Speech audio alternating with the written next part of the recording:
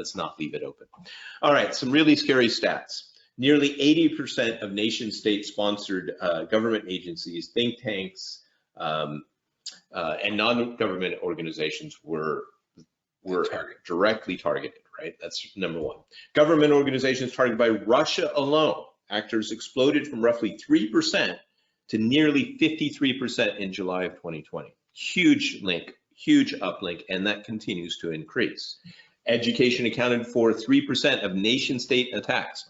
We have other governments attacking our education system. That's bad, right? That doesn't make any sense to me at all. 2% of nation states affected IT companies. Why?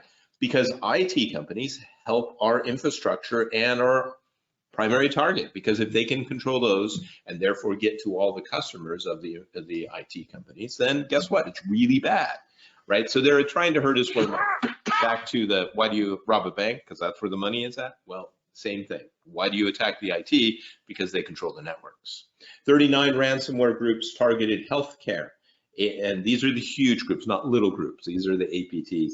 18 sector in the 18 months as of December of 2021. So it continues to grow and grow and grow. Some really interesting reads about these. The point is the stats keep getting worse. All right. When we look at things like COVID-19 and they attack healthcare, right? A lot of hacking groups said they were not going to attack healthcare.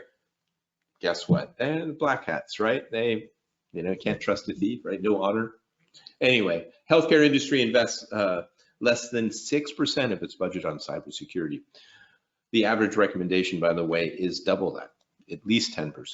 And so we see a lot of this. 88% of healthcare workers open phishing emails. Huge, huge number, right? Those are the clicks. And this is where awareness and training help, but also helping them arm themselves with technologies to make sure that all those all of those phishing emails didn't get through that then allowed the ransomware to in, right? So let's better arm our people with not just knowledge, but tools as well. And this is somewhere where the people on this call working in ECCs and PSAPs get this. I say this, my wife is an ER doc. She works in an emergency room. I got to tell you, at 4 in the morning, your judgment about what to click on is not necessarily as sharp as it is at 11 o'clock in the morning. The healthcare is a 24/7 operation. And once in one place, that's all they need. So that's the other problem that you run into, is they're not trained in how to protect themselves, and their judgment might be a little bit impaired by the fact that they're a 24/7 operation, much like PSAPs are. Yeah, and in the same, in public safety, we really have to be more aware of these kind of attacks so that we can train people. 75% of healthcare industries were infected with malware. 75%, that's a big number, right? And they have all the information that we don't want everybody necessarily having access to. 45 million individuals were affected by healthcare attacks, up from 34 million the year before. It's still a lot of us, right? Huge numbers. 33% of third-party attacks targeted healthcare in 2021. So it continues to grow, and they're using these methodologies, they're using our vendors, they're using others to get into our networks. And so that's really what we have to look at, is how do we create a more pervasive cybersecurity profile that includes the vendors, all the access points, the AC tags, right? All aspects of it have to be part of this moving forward. And now they're going after our supply chain, right? So when we saw these attacks, 66% of attacks focus on the supplier chain code. In other words, they're trying to get into our patches, our updates, our methodologies for protecting ourselves, right? Building it into a patch, really bad.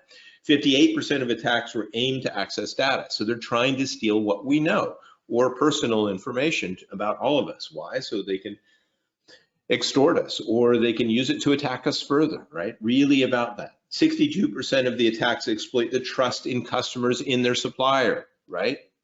Because they're trying to get you to go to a different supplier, maybe in China, right? There is a monetary gain to that as well.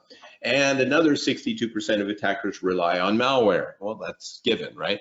Malware being their methodology of actually implementing these things.